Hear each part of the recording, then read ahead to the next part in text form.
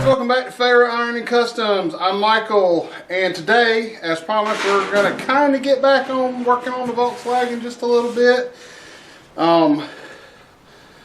On Sunday, I didn't get out here and do anything. I had intended on getting out here and doing quite a bit. Look, I am still filthy for being at work all day. And it's a scorcher in North Carolina. The van said it was 91 on the way home. The forecast called for 85 for a high, so it's going to be a brutal summer, I feel like. But that's okay. We got to figure out some way to keep the shop cooler, and I'm thinking about putting an exhaust fan in the back or something to help draw air through here. Hopefully something that doesn't make a whole lot of noise that gets picked up on camera. So, I got two things going on today. First thing is, I stopped on the way home because I'm going to need this. It's a ring roller, the Harbor Freight special. I think at Harbor Freight this was $79. I don't think it was on sale today. It came to like 85 with some tax, so and that's great. The instructions are, you know, balled up and thrown in there. Of course, they probably knew I was just going to ball them up and throw them away. So, in the box, let's see. Well, I think it comes mostly assembled.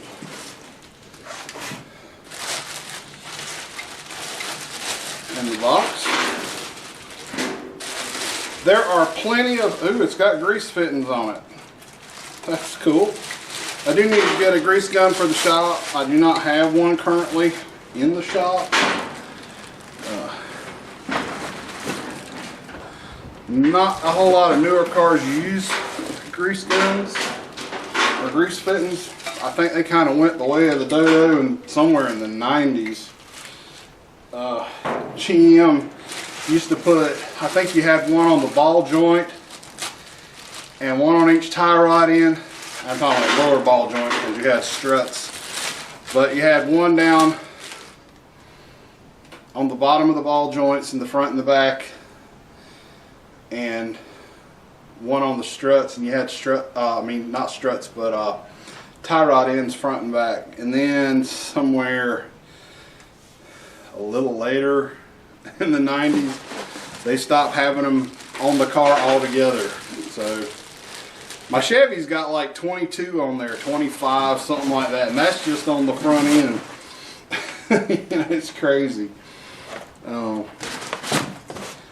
they never, oops, y'all still there? Okay. So, looks like this is fairly simple. We got a crank, and it is attached.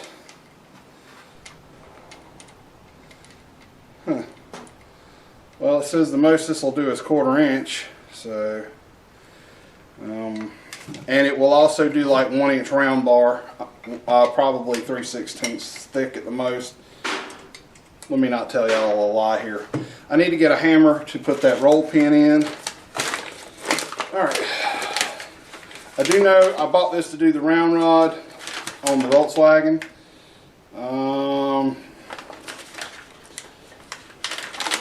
We're probably going to brutalize this thing in flat stock capacity 3/16 by 1 inch,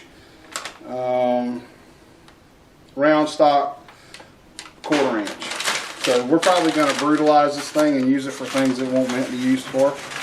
I actually watched a couple of videos on making these things, and if the lathe was a little better tuned in and I had the mill ready to go, I mean, we could have made one, but who's got all the time? I can't justify spending the amount of time it would have taken to make this right now. Especially as far behind as we are, and we're trying to get back to building Volkswagens and Fords and all such as that. Give me a second, let me get this hammer and we'll come back. Alright guys, we just moved in closer. So what we're going to do is see if we can make a ring to go around that tail light we got. That I want to say it was a 62, 61 Buick. I can't remember. I'll have to go back and look. So, all right. You're going to have to remember on this that you can only go so far before you run out of your ring roller.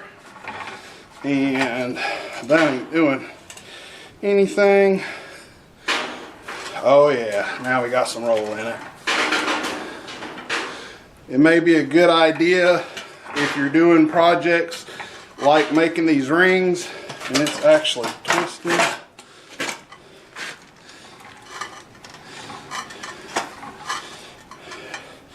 To make you a mark and count your turns just like you do on your just like you do on doing the B-roller machine. Tell you something I already don't like about this machine is the knurls that are getting put into the round rod by doing this process. But I think you should be simply able to just take a flap attack or a flat grinding wheel and take those knurls off.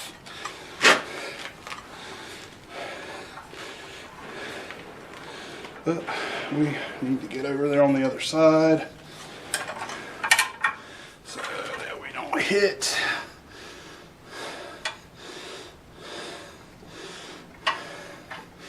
Alright, let's see. Oh, now we did it. We may have went too far. Let's see. Oh yeah. That was definitely a little too far. But the thing is once you get your shape into your circles, you can always bend them back out. Alright. So there we go. Simple as that. We'll be able to use, we'll be able to take and slice it right there and use that. And what I'm trying to get into is, sorry I didn't have y'all where you could see it.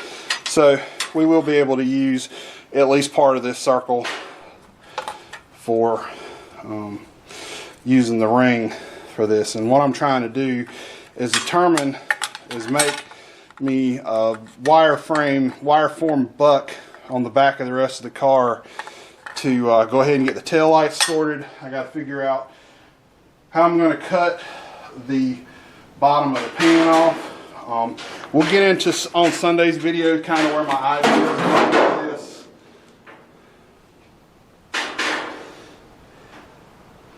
Yeah, we'll get into that on Sunday's video.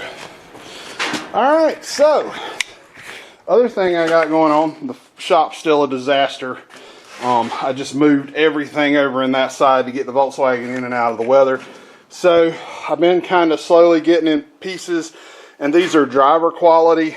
I think they'll shine up pretty good, but this is the top section of the grill for the 54 and the bottom section, and I have the right side turn signal ends bullet.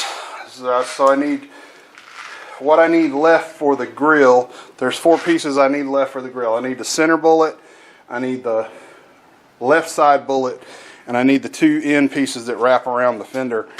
And then there's a surround that goes around the entire grill section that I need to find. So if any of y'all know anything about where I might be able to find a 54, I'm just looking driver quality. That one's got some rust on it.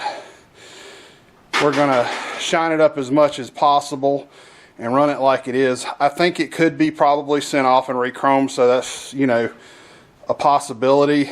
I know that's going to be very expensive. Don't know if I'm going to do that, but that's a long time off. We still got to get the car running, get the car painted, get it roadworthy, rewired. I'm going to replace the entire wiring in it. Gonna have to do something about the wipers because, like I said, I think it's vacuum operated on the wipers on that car. So, it's gonna be a while on that car, but you know, not going to stress over it too much. Just want all the parts, and I want them to look good enough that the car looks good riding down the road. You know, it may go to a car show here and there, but I ain't going to stress over it too much. You know, nobody makes, from the best I can tell, I have not been able to find repop or anybody in the aftermarket that makes a grill. I know the grill for the 50, last time I checked, was $2,000, I think, for a a new grill for the 50. Thankfully, I picked up the one that's in it for like $300, and it's not in the greatest of shape, but it's in a whole lot better shape than the one that was in it. And there's still a couple of pieces on it that needs to be replaced, because that grill came with the 6-cylinder logo and not the 8-cylinder logo. So, you know, stuff, all these projects. But we're working on the Volkswagen. Sunday, I'm gonna get the shop clean where I can work on this side of the shop, and we're gonna start making some panels for the back and decide where we can cut that bottom off, because when I rolled it out in the yard, flies already. It's April. When I rolled it out in the yard, the back end of the car, the apron, even after I cut it off, it was only like 2 to 3 inches off of the ground and getting caught in the grass. As a matter of fact, I had to lift it up and kind of bend it out of the way to get it back in the shop. Not to mention the grass is like 6 to 8 inches deep in front of the shop right now, and I need to cut the grass. But that's tomorrow, hopefully. Anyway, y'all like and subscribe. This was kind of quick video, so, you know, that's it for right now. And on Sunday's video, I hope will be a better video. Anyway, see y'all later.